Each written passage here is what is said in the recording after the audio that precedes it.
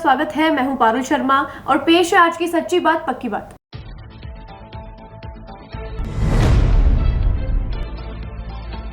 अनीता बधेल ने प्रियंका गांधी को दी चुनौती, दुष्कर्म महिला पीड़ितों के घर जाकर हाल देखने की दी हिदायत।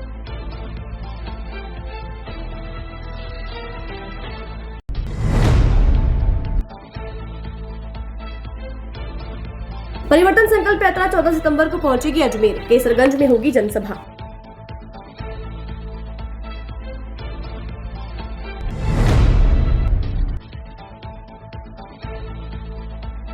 वैश्य समाज की तरफ से निकाली गई मैत्री एकता साइकिल रैली, खेल भावना जागृत करने का दिया संदेश।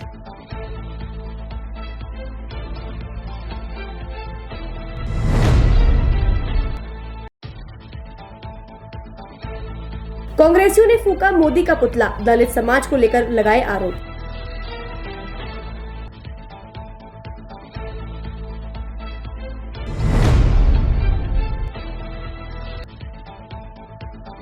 सैन समाज का गौरव सम्मान समारोह आयोजित, प्रतिभाओं को दिया गया सम्मान।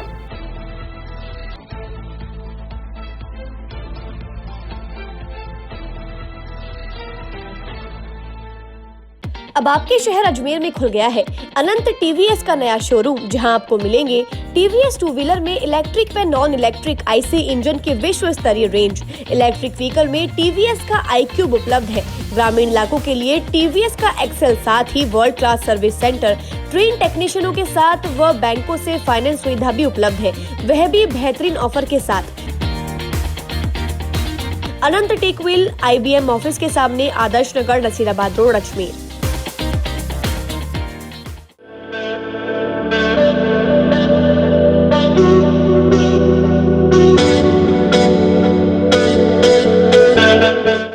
अजमेर शहर में प्लॉट, मकान, फ्लैट, दुकान आदि खरीदने, बेचने व किराए हेतु आज ही प्ले स्टोर से डाउनलोड करें Varsha real estate app. Varsha real estate, a unit of Varsha group, lets you live better.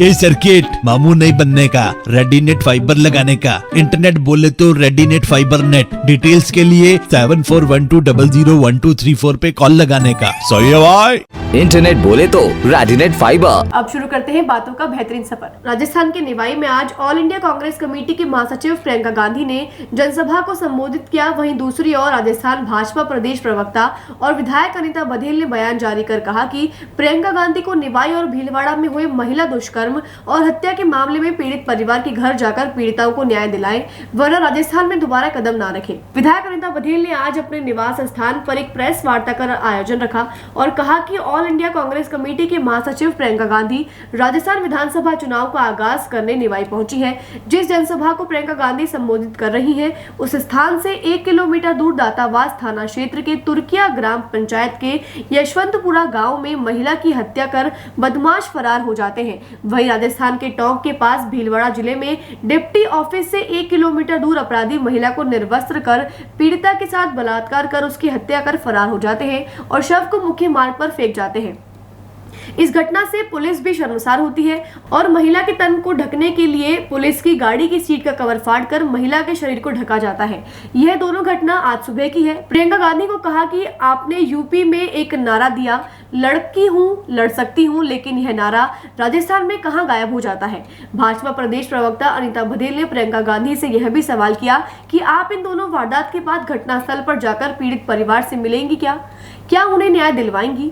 Baghel ने यह भी कहा कि राजस्थान के कैबिनेट मंत्री तो कहते हैं कि राजस्थान में बलात्कार इसलिए बढ़े हैं कि राजस्थान मर्दों का प्रदेश है। अगर प्रियंका गांधी दोनों पीड़ित परिवारों से मिलकर उन्हें न्याय नहीं दिलवा सकती तो दोबारा राजस्थान की धरती पर कदम ना रखें।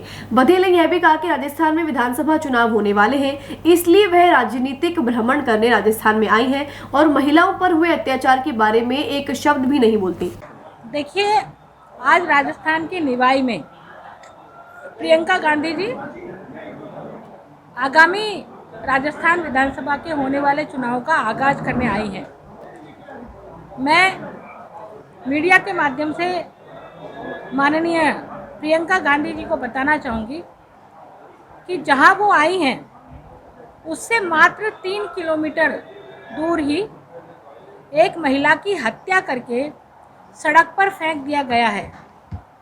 ये जो हत्या हुई है ये दत्तवास थाना क्षेत्र के तुर्किया ग्राम पंचायत की यशवंतपुरा ग्राम में ये घटना हुई है, जो प्रियंका गांधी के कार्यक्रम स्थल से मात्र 1 किलोमीटर दूर है। और इसी तरह से भीलवाड़ा के डिप्टी ऑफिस से मात्र 3 किलोमीटर दूर एक महिला को बलात्कार करके निर्वस्त्र करके गांव में मुख्य मार्ग पर फेंक गए दरिंदे। जब राहगीरों को ये बात की जानकारी मिली कि एक महिला निर्वस्त्र वहाँ सड़क पर पड़ी हुई है तो उन्होंने पुलिस को सूचना दी। पुलिस जब मौके पर पहुंची तो पुलिस भी शर्मिंदगी पुरुष को भी उठानी पड़ी, क्योंकि उस महिला के शरीर पर 1 इंच मात्र भी वस्त्र नहीं थे। पुलिस को अपनी गाड़ी की सीट के कवर फाड़ करके उस महिला को ढकना पड़ा और उसके बाद में उसको एफआईआर दर्ज करके उसको हॉस्पिटल ले जाया गया। मैं प्रियंका गांधी से ये पूछना चाहती हूँ कि लड़की हूँ लड़ सकती हूँ वाला नारा राजस्थान में क्यों काफिर हो जाता है, क्यों गायब हो जाता है। लड़की हूँ लड़ सकती हूँ का नारा वो राजस्थान में चरितार्थ करके बताएं और उनकी सरकार के प्रशासन को बताएं कि इस तरह से महिला अत्याचार कैसे हो रहे हैं। आज वो जिस जिले में जिस विधानसभा क्षेत्र से चुनाव का आगाज कर रही है, मैं उनको चुनौती देती हूँ कि या तो वो जाए उस घटना स्थल पर और उस पीड़ित महिला से मुलाकात करें, उसको न्याय दिलाएं, अन्यथा लड़की हूँ लड़ सकती हूँ का ये नारा सिर्फ राजनीतिक नारा बन करके रह जाएगा और आप राजस्थान को इसी तरह से अपना चारागाह मानते हुए यहाँ चर करके जाएंगे, लेकिन राजस्थान की महिला शक्ति इसको बर्दाश्त नहीं करेगी। आप राजस्थान आए लेकिन आपको इसका कोई परिणाम नहीं मिलेगा और आपको राजस्थान से खाली हाथों लौटना पड़ेगा। तो मैं इतना ही कहना चाहती हूँ कि आप इस तरह के अपराधों पर अंकुश लगाएं। भाजपा की परिवर्तन संकल्प यात्रा को लेकर आज विधायक अनीता भदेल और प्रदेश प्रवक्ता ने अपने निवास स्थान पर प्रेस वार्ता कर परिवर्तन संकल्प यात्रा के विषय में जानकारी दी। भदेल ने बताया कि 14 सितंबर शाम 3 बजे यात्रा अजमेर में प्रवेश करेगी। सबसे पहले संकल्प यात्रा का घूघरा स्थित रावत परिसर पर स्वागत किया जाएगा। वहां से शहर के विभिन्न स्थानों से होती हुई शहर के बीचों बीच केसरगंज सभा स्थल पहुंचेगी, जहाँ राजस्थान सरकार की विफलताओं और केंद्र सरकार की महत्वपूर्ण जन कल्याणकारी योजनाओं के बारे में बताया जाएगा। इस जनसभा को महाराष्ट्र के मुख्यमंत्री देवेंद्र फडणवीस भी संबोधित करेंगे। सभा को लेकर कार्यकर्ताओं को जिम्मेदारियां सौंपी गई है। भारतीय जनता पार्टी द्वारा संपूर्ण राजस्थान के प्रत्येक विधानसभा क्षेत्र से परिवर्तन यात्रा निकाली जा रही है।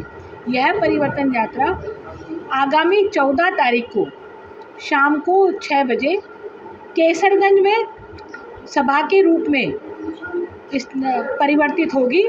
मेरा आप सबके माध्यम से आप जन से निवेदन है, इस कांग्रेस की नकारा निकम्मी सरकार को उखाड़ फेंकने के लिए अधिक से अधिक संख्या में जन समूह वहां पहुंचे।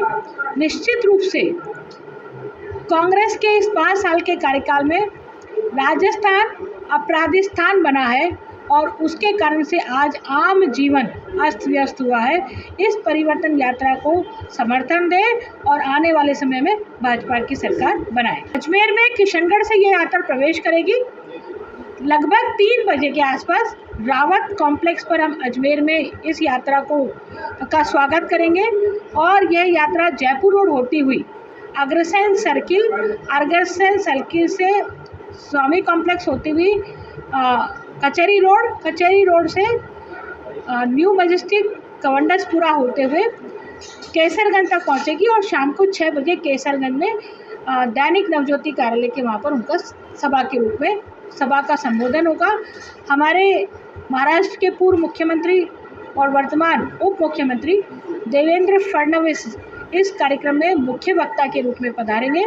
तो ये कार्यक्रम इस तरह से ये यात्रा दूसरे दिन पुष्कर घाटी होते हुए नागौर की ओर प्रस्थान करेगी और नागौर के बाद में जोधपुर में इस यात्रा का समापन होगा। अंतर्राष्ट्रीय वैश्य महासम्मेलन अजमेर इकाई द्वारा संपूर्ण प्रदेश में वैश्य समाज द्वारा चल रहे मैत्री एकता मैराथन एवं साइकिल रैली के अनुरूप अजमेर में भी मैत्री एकता साइकिल रैली 10 सितंबर 2023 को सुबह 6:30 बजे निकाली गई। जिला महामंत्री उमेश गर्ग ने पत्रकारों को बताया कि संपूर्ण प्रदेश में प्रेम, मैत्री, एकता, सौहार्द, समरसता एवं खेल भावना जागृत करने व स्वास्थ्य के प्रति जागरूक करने के उद्देश्य से मैत्री एकता साइकिल रैली का आयोजन किया गया है। यह साइकिल रैली अग्रसेन सर्किल से आरंभ होकर बजरंगगढ़ वैशाली नगर होते हुए रीजनल कॉलेज के सामने चौपाटी पर पूर्ण हुई।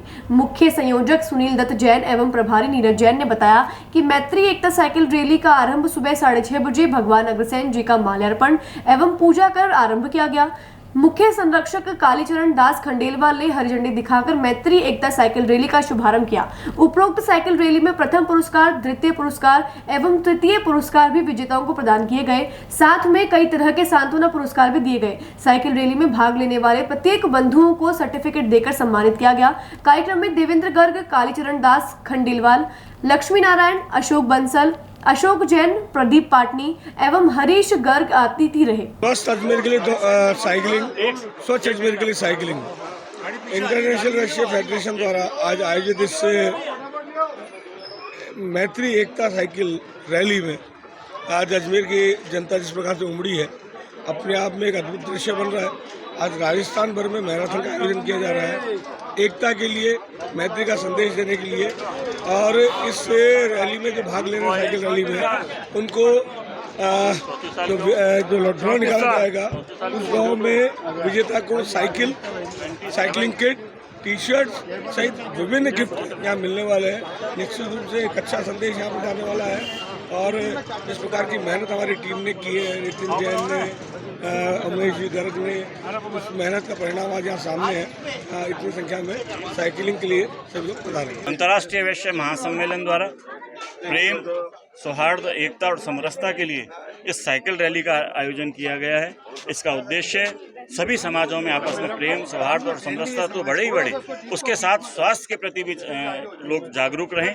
आज ये साइकिल विधा लुप्त हो रही है, घरों में साइकिलें मिलना मुश्किल हो गई है, इसलिए इसकी जन जागृति के रूप में वापस आए, क्योंकि ये स्वास्थ्य के लिए भी आवश्यक है और आपसी मेल मिलाप के लिए इस कार्यक्रम का आयोजन किया गया है। मैं सभी शहरवासियों से निवेदन करूंगा कि वैश्य समाज की इस मुहिम में अपना सहभागिता प्रदान करें और जो इसका उद्देश्य है प्रेम, एकता, सौहार्द, वो सार्थक हो, ये हमारा उद्देश्य। अजमेर विधानसभा दक्षिण और पुष्कर विधानसभा क्षेत्र के कांग्रेसी कार्यकर्ताओं ने प्रधानमंत्री नरेंद्र मोदी को दलित विरोधी बताते हुए पीएम के पुतले को अजमेर कलेक्ट्रेट के सामने आग के हवाले कर दिया। कांग्रेसी कार्यकर्ता अशोक सुकारिया ने बताया कि आरएसएस प्रमुख मोहन भागवत चुनाव में वोट बटोरने को लेकर SC/ST समाज को बराबरी पर लाने की केवल बात कर रहे हैं। धरातल पर दलित समाज को अनदेखा किया जा रहा है। दूसरी ओर G20 के डिनर में कांग्रेस के राष्ट्रीय अध्यक्ष और सांसद मल्लिकार्जुन खड़गे और भारत की राष्ट्रपति द्रौपदी मुर्मू को नहीं बुलाकर उनका अपमान किया है। दोनों दलित समाज के बड़े नेताओं को G20 के डिनर में शामिल नहीं होने से मोदी ने सीधे लोकतंत्र की हत्या कर साबित कर दिया है कि एक दलित के साथ मोदी जी डिनर कैसे कर सकते हैं। इन सभी बातों से नाराज कांग्रेसी कार्यकर्ताओं ने प्रधानमंत्री नरेंद्र मोदी के खिलाफ जमकर नारेबाजी की और उनके पुतले को आग के हवाले कर दिया। ये प्रोग्राम ये था कि नरेंद्र मोदी जी जो सरकार है वो दलितों की जो नीतियाँ हैं दलित के विरोध में, उनके लिए इनका पुतला फूका गया है कि वो एक तरफ तो कहते हैं कि हम दलितों को साथ लेके चलते हैं, चुनाव आते हैं तो दलितों के पैर धो के उनका पानी तक पीते हैं, और जब इनकी बात आती है चुनाव के जस्ट बाद, रिजल्ट के बाद, तो वो उनकी नीतियों के खिलाफ होता है। जैसे जब इसका राष्ट्रपति भवन का उद्घाटन था तो राष्ट्रपति भवन में प्रथम नागरिक होती है राष्ट्रपति, द्रौपदी मुर्मू जी को उद्घाटन ना करवा के उन्होंने खुद ने उद्घाटन किया, तो यहाँ अपमान। और जब अभी दिल्ली के अंदर G सम्मेलन चल रहा है G20, उसका जो स्नेह भोज रखा गया था उनके आवास पर, उस आवास पर उन्होंने राष्ट्रीय पार्टी के जो राष्ट्रीय अध्यक्ष है कांग्रेस पार्टी के मल्लिकार्जुन जी खड़गे, उनको ना बुलाकर उनका अनादर किया। तो ये जो उनकी नीति है दलित वर्ग के खिलाफ, उनके खिलाफ हमने ये धरना दिए, प्रदर्शन किया और उनका पुतला जलाया और उनका पुतला फूका। आज हमने नरेंद्र मोदी का पुतला फूका है, उनकी जन विरोधी नीति के खिलाफ हमने पुतला फूका है। जहाँ एक तरफ नरेंद्र मोदी जी और उनके RSS संचालक श्री मोहन भागवत जी बात करते हैं SC/ST को बराबर का दर्जा दिलाने की, वहीं दूसरी तरफ नरेंद्र मोदी जी सबसे पहले तो उन्होंने हमारे राष्ट्रपति महोदया थी, उनका द्रौपदी मुर्मू, उनका उन्होंने अनादर किया राष्ट्रपति भवन का उद्घाटन न कराकर। दूसरी तरफ दूसरी बार आज उन्होंने फिर एक बार कांग्रेस के राष्ट्रीय अध्यक्ष श्रीमान मल्लिकार्जुन जी खड़गे साहब को G20 डिनर में इनवाइट ना कर फिर उनका अनादर किया। उसी के तहत हमने आज नरेंद्र मोदी जी का यहाँ पुतला दहन किया है। अजमेर सैन समाज की ओर से शनिवार को जवाहर मंच में सैन गौरव सम्मान समारोह आयोजित किया गया। समारोह में 50 से भी ज्यादा सैन समाज के विभिन्न क्षेत्रों में उल्लेखनीय प्रदर्शन करने वाले और समाज की उन्नति में सहयोग करने वाले बुजुर्गों को सम्मानित किया गया।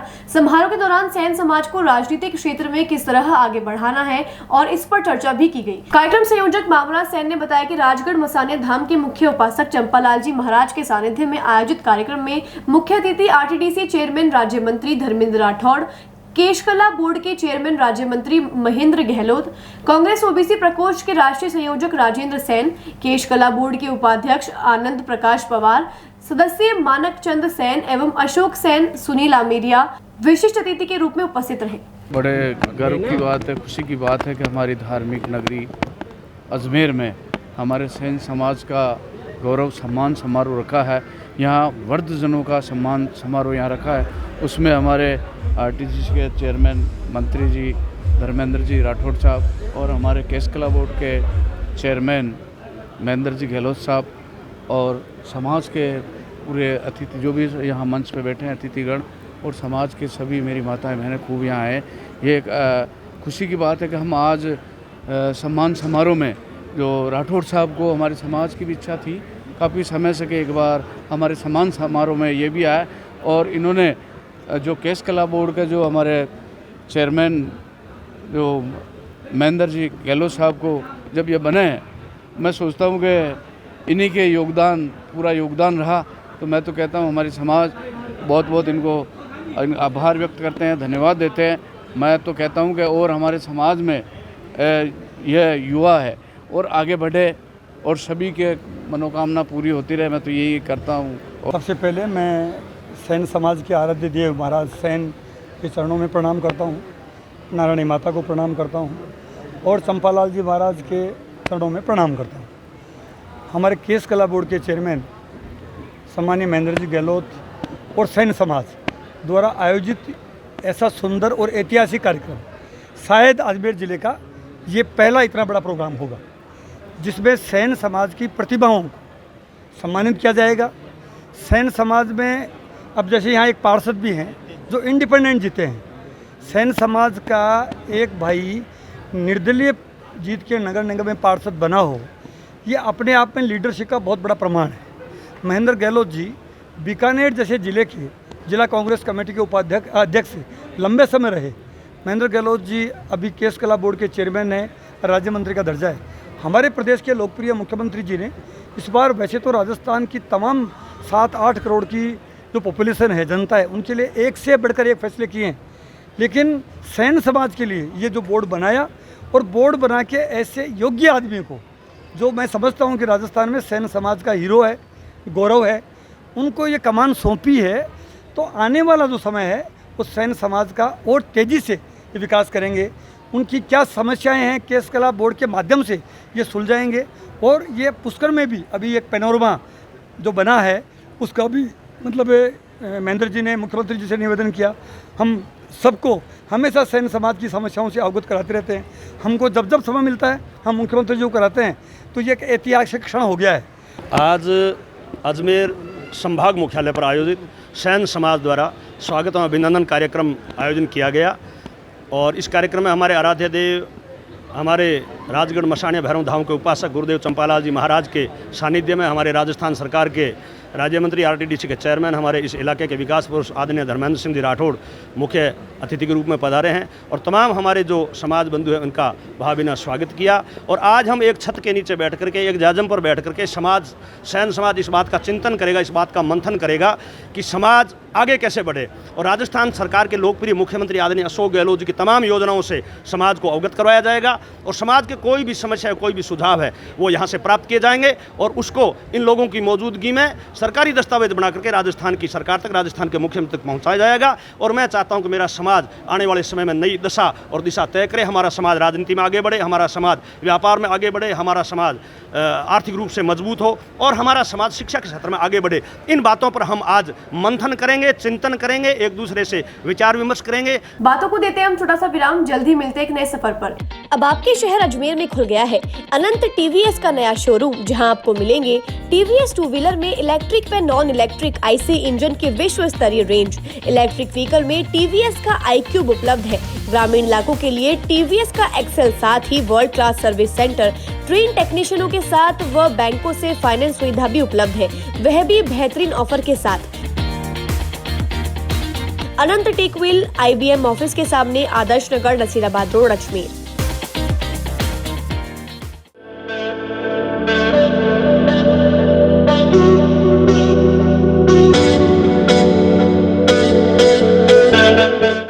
अजमेर शहर में प्लॉट, मकान, फ्लैट, दुकान आदि खरीदने, बेचने व किराए हेतु आज ही प्ले स्टोर से डाउनलोड करें Varsha real estate app. Varsha real estate, a unit of Varsha Group, lets you live better.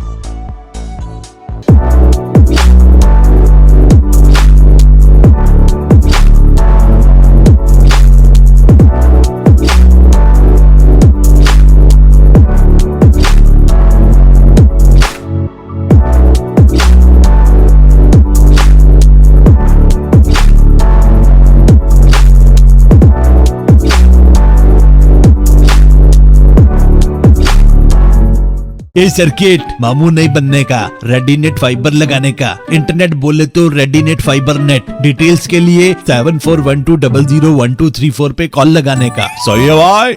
Internet बोले तो रेडीनेट फाइबर। एक बार फिर आपका स्वागत है। आइए चलते हैं एक नए सफर पर। आज शिक्षक संघ राष्ट्रीय की महिला समूह की बैठक राजकीय उच्च माध्यमिक विद्यालय दुबड़ा अजमेर में आयोजित की गई। जिला अध्यक्ष सत्यनारायण शर्मा ने बताया कि महिलाओं के उत्थान को लेकर बैठक का आयोजन किया गया, जिसमें महिलाओं पर हो रहे अत्याचार पर किस तरह अंकुश लगाया जाए, महिलाओं की हर क्षेत्र में भागीदारी हो, इसको लेकर चर्चा भी की गई। बैठक जिला संयोजक जिला महिला संगठन मंत्री उषा जोशी के संयोजन में संपन्न हुई, जिसमें मुख्य वक्ता लीला मणि गुप्ता, प्रधानाचार्य मुख्य अतिथि उषा कच्छावा, विशिष्ट अतिथि डॉक्टर कल्पना दीक्षित, अध्यक्षता महिला मंत्री रेखा बघेल ने की और जिला पर्यवेक्षक सुशीला जाट रही। शिक्षक संघ राष्ट्रीय की तरफ से, राजस्थान शिक्षक संघ राष्ट्रीय की तरफ से महिला समूह की बैठक आज पूरे प्रांत में आयोजित की गई, जिसमें सभी प्रांत की उप शाखाओं की महिलाओं को, जिला मंत्रियों को, उपाध्यक्षों को यहाँ आमंत्रित किया गया और नारी शक्ति और नारी उत्थान और बदलते परिवेश में नारी की भूमिका के विषय पर परिचर्चा की गई, जिसमें सभी उपशाखा की महिला शिक्षिकाओं ने बड़े ओजपूर्ण तरीके से भाग लिया है और ये सफल आयोजन आज हमारे चित्तौड़ प्रांत में बहुत सफल रहा, जिसका हम सभी को बहुत, सभी क्षेत्र की तरफ से, महिला उपशाखाओं की तरफ से आगामी जो भी सम्मेलन होंगे उसमें इसका हमें श्रेय मिलेगा। सभी शिक्षिकाएं इन सब से जुड़ पाएं, इसके उद्देश्य के साथ ही इन महिला समूह बैठकों का आयोजन किया गया है। ये अजमेर जिले का आयोजन राजकीय उच्च प्राथमिक माध्यमिक विद्यालय तोपदड़ा में आयोजित किया गया है और इसमें महिला शिक्षिकाओं को आमंत्रित किया और उपशाखाओं से सभी महिला मंत्री, उपाध्यक्ष और सदस्य आए हैं और मुख्य वक्ता के रूप में लीला मणि जी प्राचार्य और कल्पना शर्मा और कल्पना माथुर मैडम और कई मुख्य वक्ता यहाँ पर उपस्थित हुए। विश्व हिंदू परिषद बजरंग दल अजमेर महानगर की ओर से 15 सितंबर को पंचौली चौराहा से विभिन्न मार्गों से होते हुए शौर्य जागरण रथ यात्रा टोरंटो पैलेस पहुंचेगी। इस रथ यात्रा में विशाल वाहन व भगवा रैली के साथ अनेक आकर्षक कार्यक्रम भी होंगे। कार्यक्रम की जानकारी देते हुए संगठन के पदाधिकारी ने बताया कि सनातन संस्कृति, अवैध धर्मांतरण व लव जिहाद सहित कई विषयों को लेकर देश भर में विश्व हिंदू परिषद की ओर से रथ यात्रा निकालने निकालने की तैयारी है। इसी क्रम में वीएचपी के आह्वान पर अजमेर में बजरंग दल की ओर से शौर्य जागरण यात्रा निकाली जाएगी। यह रथ यात्रा 15 सितंबर को अजमेर के पंचौली चौराहा से शुरू होगी, जो टोरंटो पैलेस से होते हुए प्रदेश के सभी जिलों में घूमती हुई 24 सितंबर को जयपुर पहुंचेगी। वहीं राजधानी में समापन के मौके पर भव्य सभा का आयोजन होगा। इस शौर्य जागरण यात्रा का मुख्य उद्देश्य लव जिहाद और धर्मांतरण को रोकने के लिए लोगों को जागरूक करना है। देश भर में आगामी 15 सितंबर से 25 सितंबर के बीच में विश्व हिंदू परिषद बजरंग दल देश भर में शौर्य जागरण यात्रा निकाल रहा है। इसी क्रम में अजमेर महानगर में शौर्य जागरण यात्रा 15 सितंबर को दोपहर 2 बजे कर्णिका सदन पंचोली चौराहे से प्रारंभ होकर शहर के विभिन्न मार्ग होते हुए Toronto 9 number petrol pump Bhajanganj पर यह शोभा यात्रा धर्म सभा का रूप लेगी। इसी शोभा यात्रा में समाज बंधुओं द्वारा अपनी समाज की झांकियों के लिए निमंत्रण उनको दिया गया है, उनसे आग्रह कराया है। आज इसी क्रम में महानगर विश्व हिंदू परिषद के कार्यकर्ताओं के साथ समाज बंधुओं की बैठक विजय लक्ष्मी पार्क में रखी गई है। समाज के बंधुओं ने इस शोभा यात्रा को भरपूर सहयोग और समर्थन देने का आश्वासन दिया है और समाज बंधुओं की झांकी इस शोभा यात्रा के साथ, इस राम रथ के साथ रहेगी। रावणा राजपूत समाज और प्रगतिशील राजपूत समाज विभिन्न संगठनों का आज भाजपा उत्तर विधानसभा की ओर से स्नेह मिलन समारोह का आयोजन आज दोपहर निजी समारोह स्थल में किया गया। विधायक देवनानी ने भारत के प्रधानमंत्री नरेंद्र मोदी राष्ट्रवाद और हिंदुत्व को लेकर भारत का पूरे देश में परचम लहरा रहे हैं। आने वाले समय में देश में चुनाव आ रहे हैं, उसमें मोदी के हाथ मजबूत करें और राजस्थान में मोदी के साथ डबल इंजन की सरकार बने, तभी राजस्थान में भी भारतीय जनता पार्टी की सरकार बने, अजमेर में भी भारतीय जनता पार्टी का परचम फहरे। देवनानी जी हैं हमारे जो 4 साल से जो लगातार विधायक हैं और उन्होंने हमारे समाज का जो आज स्नेह मिलन समारोह का आयोजन अपने लक्ष्मी नयन के अंदर किया गया, जिसके अंदर समाज के भारी संख्या के अंदर जो है ना आदमी 250 के आदमी अपने उपस्थित हुए और हमने अभी हमारी समाज की तरफ से मांगे रखी कि तो जो हमारे मेजर दलपत सिंह जी का जो वो पाठ्यक्रम जो वर्तमान सरकार ने हटा रखा है उसको पुनः दोबारा से जो है ना उसमें जोड़ा जाए। उन्होंने पूर्ण आश्वासन दिया है कि इस बार अगर हमारी सरकार आती है तो मैं इसमें वापस इसको पाठ्यक्रम को जुड़वा के रहूँगा।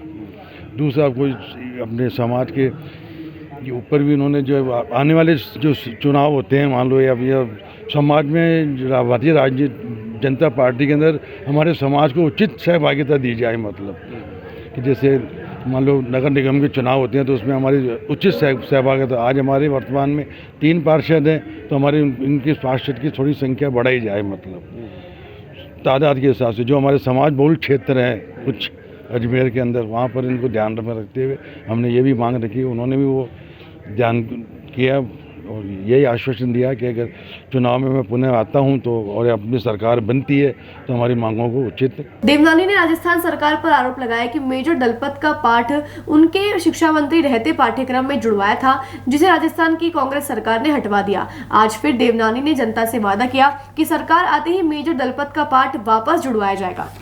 आज प्रगतिशील राजपूत सभा और रावणा राजपूत सभा के संयुक्त संगठनों के सदस्यों का और समाज के लोगों का भारतीय जनता पार्टी के द्वारा आज स्नेह मिलन का कार्यक्रम रखा और उसमें जिस प्रकार से मोदी जी राष्ट्रवाद हिंदुत्व को लेकर के विश्व में भारत का परचम फहरा रहे हैं, उस परचम फहराने में हम सब सहभागी बने और साथ में जिस प्रकार से देश में चुनाव आ रहे हैं मोदी जी के हाथ मजबूत करें और मोदी जी के साथ राजस्थान में भी डबल इंजन की सरकार बने ताकि उनकी योजनाओं को राजस्थान में भी हम लोग क्रियान्वित कर सकें। उसी प्रकार राजस्थान की सरकार लाने के लिए अजमेर से भी भारतीय जनता पार्टी का परचम फहरे, उसको भी आशीर्वाद मिले ताकि हम सब लोग मिलकर के स्थानीय समस्याओं का भी समाधान करें, समाज के भी मुद्दों को आगे बढ़ाएं।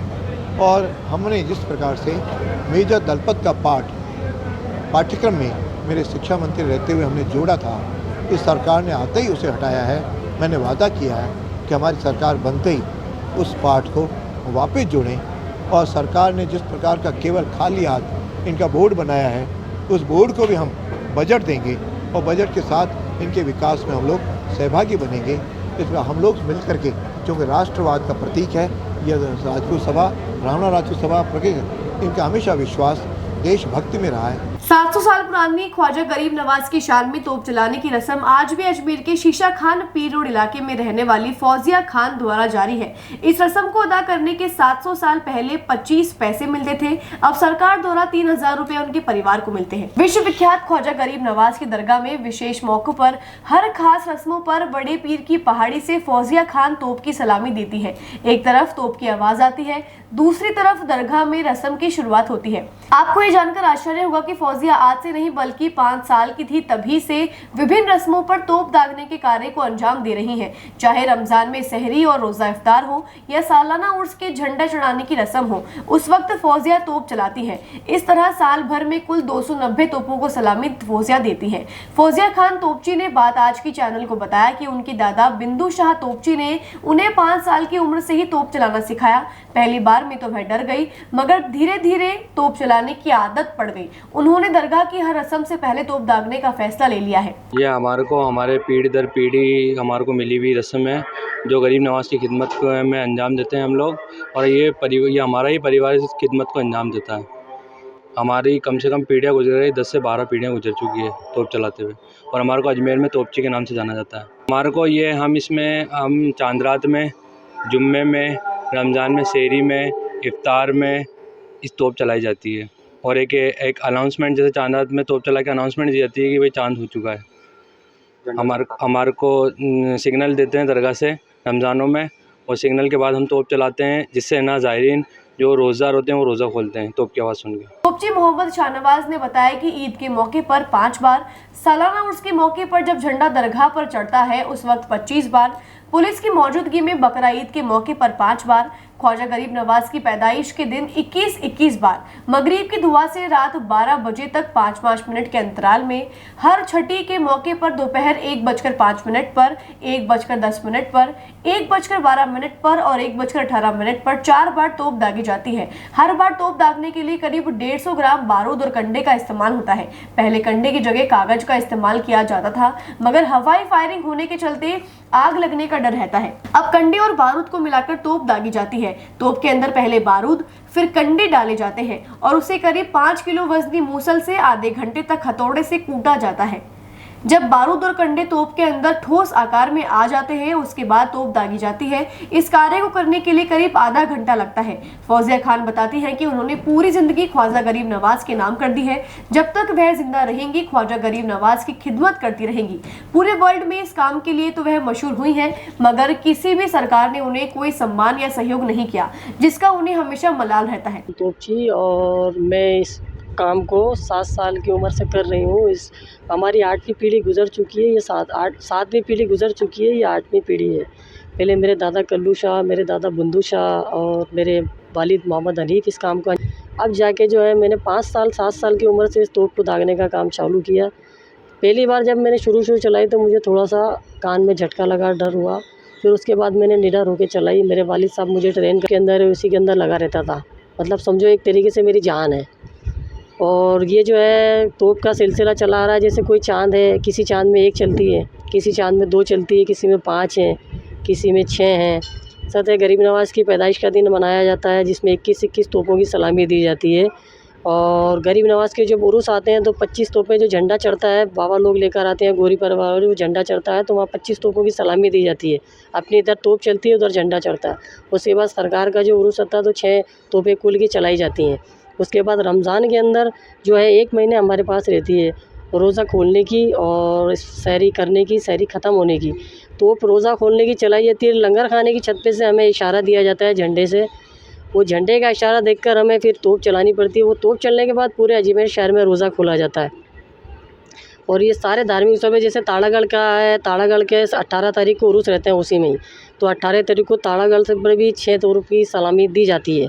और ईद की नमाज़ की चलती है, 5 तोपें यहाँ चलती हैं तो 2 नमाज ईदगाह भी लेके जाई जाती है, तो वहाँ भी ईद की सलामी में तोप चलती है 2। और बकरा ईद में भी 2 तोपों की सलामी दी जाती है। फौजिया जब तोप दागती है तो उनकी आवाज इतनी तेज होती है कि आवाज अजमेर ही नहीं बल्कि पास ही में स्थित गगवाना गांव तक सुनाई देती है। फौजिया ने बताया कि पहले मोरोसी अमले के लोग दरगाह से लाल झंडे को दिखाते हैं, उसे देखकर वह तोप चलाती थी। अब मोबाइल फोन का जमाना आ गया है, उसे मोबाइल फोन पर तोप चलाने के लिए कह दिया जाता है। हालांकि उसके पास वर्ष भर का टाइम टेबल है जिसे देखकर वह वक्त पर तोप चलाने का कार्य करती है। बातों को देते हैं हम छोटा सा विराम, जल्द ही मिलते हैं एक नए सफर पर। अब आपके शहर अजमेर में खुल गया है अनंत टीवीएस का नया शोरूम, जहां आपको मिलेंगे टीवीएस टू व्हीलर में इलेक्ट्रिक व नॉन इलेक्ट्रिक आईसी इंजन की विश्व स्तरीय रेंज। इलेक्ट्रिक व्हीकल में टीवीएस का iQube उपलब्ध है। ग्रामीण इलाकों के लिए टीवीएस का एक्सेल, साथ ही world class service centre, train टेक्नीशियनों के साथ व बैंकों से फाइनेंस सुविधा भी उपलब्ध है, वह भी बेहतरीन ऑफर के साथ। अनंत टेक व्हील IBM ऑफिस के सामने, Adarsh Nagar, Nasirabad road, Ajmer.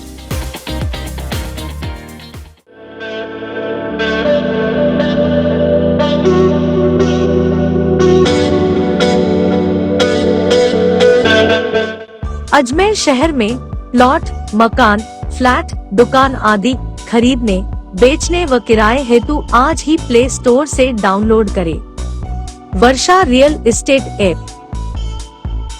Varsha real estate, a unit of Varsha group, lets you live better.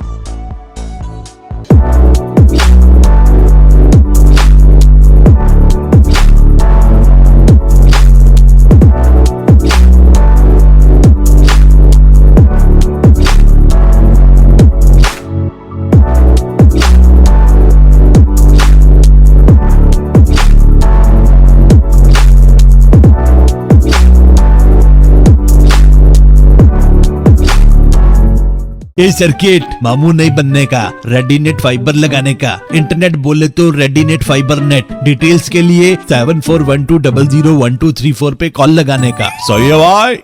Internet बोले तो रेडीनेट फाइबर। एक बार फिर आपका स्वागत है, आइए चलते हैं एक नए सफर पर। बुजुर्ग राहगीर को लिफ्ट देने के बहाने दो शातिर बदमाशों ने उनके साथ लूट की वारदात को अंजाम दिया। दिन दहाड़े हुई इस लूट की वारदात से इलाके में सनसनी फैल गई। लूट की वारदात सीसीटीवी कैमरे में कैद हुई, जहां बदमाश वारदात को अंजाम देते नजर आ रहे हैं। दरअसल फायसागर रोड निवासी बुजुर्ग बंसीलाल शनिवार को रोडवेज बस से पुष्कर से अजमेर आए थे। घर जाने के लिए कोई साधन नहीं मिला तो वह पैदल ही जाने लगे। इसी बीच पीछे से दो युवक मोटरसाइकिल पर आए और घर तक छोड़ने के लिए लिफ्ट देने की बात कही। गर्मी और थकान होने के चलते बुजुर्ग उन दोनों बदमाशों की बाइक पर बैठ गए। इसी दौरान वैशाली नगर पेट्रोल पंप के पास बदमाशों ने सुनसान इलाके में मोटरसाइकिल रोकी और बुजुर्ग के हाथों से सोने की अंगूठी जबरन निकालने का प्रयास किया, मगर बुजुर्ग ने अपने आप को बचाते हुए चिल्लाना शुरू कर दिया। इस दौरान दोनों बदमाश बुजुर्ग से 5000 छीनकर उन्हें धक्का देकर फरार हो गए। यह पूरी वारदात पास ही में लगे सीसीटीवी कैमरे में कैद हो गई। सीसीटीवी फुटेज में आप देख सकते हैं बुजुर्ग को धक्का देने के बाद दोनों बदमाश मोटरसाइकिल पर सवार हुए और वहां से भाग गए। इस पूरी वारदात की जानकारी पीड़ित बंसीलाल ने कृष्णगंज थाना पुलिस को देकर बदमाशों की गिरफ्तारी की मांग की है। मेरा नाम बंसीलाल जैनगर, मैं पुष्कर से आ रहा था और बस से उतर के आगे पैदल रवाना हो गया तो दो आदमी आए, क्यों तुम बुढ़ा हो, कहाँ जाना है? मैं तो काली का मंदिर के पीछे रहता हूँ मोची मोहल्ले में, और मेरे को तो पुलिस चौकी पर उतार देना। अच्छा बैठो। मुझे बैठा के और सीढ़ीवर की तरफ ले गए, सुनसान जगह पे जाके, और मेरे को दबोच लिया और मेरा 5000 रुपया इससे निकाल लिया और अंगूठी छीनने की कोशिश करी, ये अंगूठी निकली नहीं और मैं चिल्लाया जोर से, फिर वो भाग गए। मैं भी उनके पीछे भागा, लेकिन मोटरसाइकिल पर बैठ के भाग गए और सीसी कैमरा में कैद भी हो गए। और एक जना कोई बंगले वाला था, वो उठ के बाबा क्या बात हुई? मैं क्यों इधर गए भाग के, तो वो सीसी कैमरा टीवी में मेरे को दिखाया। मैं उसके पीछे भाग रहा हूँ और वो दोनों भाग गए मोटरसाइकिल लेके। फिर मैं पुलिस थाने में दरखास्त दी। भिनाई पुलिस और सीआईडी की संयुक्त टीम ने एनडीपीएस एक्ट के तहत की कार्यवाही। भिनाई थाना क्षेत्र के राताकोट गांव में से सरस बूथ के कमरे से डोडा पोस्ट से भरे करीब 19 कट्टे बरामद किए गए। भिनाई थाना पुलिस के अनुसार वारदात में शामिल एक आरोपी को गिरफ्तार किया गया है। मामला है भिनाई थाना क्षेत्र के राताकोट गाँव का, जहाँ सीआईडी की सूचना पर भिनाई थाना पुलिस ने कार्यवाही करते हुए राताकोट गाँव में एक सरस डेयरी के कमरे में छुपाए रखे डोडा पोस्ट के कट्टों को बरामद किया है। इस मामले को लेकर एक आरोपी को गिरफ्तार किया गया। आरोपी गुलाबपुरा निवासी विकास तिवारी बताया जा रहा है। फिलहाल पुलिस मामले की जांच में जुट गई है। राष्ट्रीय लोक अदालत में 17,000 से अधिक प्रकरणों का निपटारा किया गया। इसमें 38 करोड़ से अधिक रुपए की अवार्ड राशि देने पर सहमति बनी। न्यायिक अधिकारी नीरज भारद्वाज ने राष्ट्रीय लोक अदालत से आमजन को राहत मिलने की बात कही। लोक अदालत में 33,419 मामले रखे गए। इनमें से 17,768 मामले निस्तारित हुए। अजमेर में 24 बेंचों का गठन किया गया। अजमेर मुख्यालय पर 11 बेंच, अजमेर अदालत में 6 बेंच तथा कर बोर्ड, राजस्व न्यायालय, राजस्व मंडल, उपभोक्ता मंच 1-1 बेंच, तालुका पर 13 बेंच गठित की गई। प्री लिटिगेशन बेंच की अध्यक्षता जिला विधिक सेवा प्राधिकरण की कार्यवाहक सचिव सीमा ढाका ने की। राष्ट्रीय विधिक सेवा प्राधिकरण दिल्ली एवं राजस्थान, राज्य विधिक सेवा प्राधिकरण जयपुर एवं अध्यक्ष जिला विधिक सेवा प्राधिकरण अजमेर के निर्देशानुसार वर्ष 2023 की ये तीसरी एवं अंतिम राष्ट्रीय लोक अदालत का आयोजन आज हमारे अजमेर में ज़िले में किया जा रहा है, जिसके लिए पूरे अजमेर ज़िले में 24 बेंचों का गठन किया गया है। इसमें जो राजीनामा योग्य जो आईपीसी के प्रकरण है, एनआई एक्ट चेक अनादरण से संबंधित प्रकरण है, पारिवारिक मैटर्स हैं, जो बिजली, पानी, लोन, रेवेन्यू मैटर्स, सभी को हमने प्री काउंसलिंग के जरिए निस्तारण करने का प्रयास किया है। और आज पूरी उम्मीद है, चूँकि ये इस साल की अंतिम राष्ट्रीय लोक अदालत है, तो अधिक से अधिक संख्या में प्रकरण का निस्तारण होगा। और काफ़ी लोग नोटिसेज जो हमने आज के लिए जारी किए थे, उसके क्रम में काफ़ी लोग आ रहे हैं, उनकी समझाइश ऑफिसर्स के द्वारा की जा रही है। Thank you. नसीराबाद के निकटवर्ती ग्राम धाल निवासी 22 वर्षीय एक युवती ने अपने चाचा के साथ गुरुवार को नसीराबाद सदर थाने में रिपोर्ट दर्ज कराते हुए बताया कि उसके समाज के रिश्ते में लगने वाले भाई ने कुकर्म कर बदनाम करने की धमकी दी है। युवती ने सदर थाने में उपस्थित होकर बताया कि उसी के गाँव का रहने वाला एक युवक, जो कि समाज के रिश्ते में उसका भाई लगता है, जो गत पिछले 3 साल से उसका देह शोषण कर रहा था और साथ ही शादी के लिए दबाव बनाकर प्रताड़ित किया जा रहा है। इस बारे में किसी को भी बताने पर पिता और चाचा चाची को जान से मारने की धमकी देता रहता है। धमकी के कारण डरी सहमी पीड़िता ने यह बात परिवार में किसी को भी नहीं बताई, परंतु युवक ने गत 6 सितंबर को सुबह 5 बजे पीड़िता के मकान में घुसकर पुनः उसके साथ जबरदस्ती करने की कोशिश की और अपने साथ ले जाने लगा, तो पीड़िता ने शोर मचाया। पीड़िता का शोर सुनकर उसकी चाची वहां पहुंच गई और पीड़िता का बीच बचाव किया। तब पीड़िता ने अपनी चाची को आपबीती बताई। फिर पीड़िता की चाची ने अपने परिवार के सदस्यों को उक्त मामले की जानकारी दी। इस पर पीड़िता ने अपने चाचा के साथ सदर थाने में आरोपी के खिलाफ रिपोर्ट दर्ज करवाकर आरोपी को सजा दिलवाने की मांग की है, जिस पर सदर थाना पुलिस ने मामला दर्ज कर जांच प्रारंभ की और आरोपी ग्राम ढाल निवासी धनराज को गिरफ्तार कर लिया और आज अजमेर अवकाशकालीन न्यायालय में पेश किया, जहां युवक को न्यायिक अभिरक्षा में जेल भेज दिया गया है। ढाल निवासी एक युवती ने एक लड़के के खिलाफ थाने पर रिपोर्ट दर्ज कराई थी, उसके साथ में दुष्कर्म किया गया है, जिस पर हमने अनुसंधान करते हुए आज लड़के को गिरफ्तार कर लिया। उसे माननीय न्यायालय में पेश किया गया, जहाँ से उसे जेल भेजने के आदेश में है। उसे बलात्कार के प्रयास की धाराओं में गिरफ्तार किया गया। कांग्रेस की दिग्गज नेता प्रियंका गांधी की निवाई जनसभा में शामिल होने के लिए आज आरटीडीसी अध्यक्ष धर्मेंद्र सिंह राठौड़ के नेतृत्व में बड़ी संख्या में कांग्रेसी निवाई के लिए रवाना हुए। आरटीडीसी अध्यक्ष धर्मेंद्र राठौड़ ने बताया कि आने वाले विधानसभा चुनाव में कांग्रेस की सरकार दोबारा रिपीट हो रही है। उसको लेकर कांग्रेस के अध्यक्ष नेता आज निवाई विधानसभा क्षेत्र में नजर आएंगे। मुख्यमंत्री अशोक गहलोत और पूर्व उप मुख्यमंत्री सचिन पायलट भी एक साथ मंच पर रहेंगे। अजमेर से आज कई 4 पहिया वाहन से कांग्रेसी कार्यकर्ता पदाधिकारी निवाई की जनसभा में शामिल होने के लिए रवाना हुए। अशोक गहलोत जी की सरकार ने जन कल्याण के बड़े फैसले किए हैं इस बार, पर कुछ फैसले ऐसे किए जो पूरे देश में दुनिया में नहीं है। उनमें 25 लाख का बीमा एक बहुत बड़ा फैसला है, जो भारत में नहीं पूरे दुनिया में कहीं नहीं है। सरकारी कर्मचारियों के लिए ओपीएस का एक ऐसा रोल मॉडल पेश किया है कि राजस्थान पहली सरकार बनी जहाँ ओपीएस लागू हुआ, उसके बाद में छत्तीसगढ़ में हुआ, हिमाचल में हुआ, कर्नाटक में हुआ, पंजाब में हुआ, तो ये सारे राज्यों में अब ओपीएस को लेके, और ओपीएस एक बड़ा मुद्दा है देश में तो चुनाव। बाकी तो जन कल्याणकारी योजनाएं, जो पेंशन का योजना है, चाहे फ्री दवा की है, फ्री जांच की है, 500 रुपये का सिलेंडर है, यानी ऐसा कोई वर्ग नहीं होगा। बिजली के 100-200 यूनिट बिजली फ्री कर दी, इवन फ्यूल चार्ज भी ख़त्म कर दिया। तो ये सारे फैसले हैं, ये बहुत ही जनता को रिलीफ देने वाले हैं, महंगाई को राहत देने वाले हैं। महिलाओं को स्मार्टफोन दिए जा रहे हैं, खाद्य सामग्री वितरण की जा रही है। मतलब मैं ये समझता हूँ कि अब जनता ये फैसला करेगी कि हमारी भलाई की सरकार कौन सी है, उसी के हित में फैसला करेगी। 2023 का जो चुनाव होगा वो राजस्थान में हमारी सरकार अशोक गहलोत जी के नेतृत्व पर सरकार रिपीट करे। आज के लिए बस इतना ही। कल फिर होगी आपसे मुलाकात, तब तक के लिए दीजिए इजाजत। नमस्कार।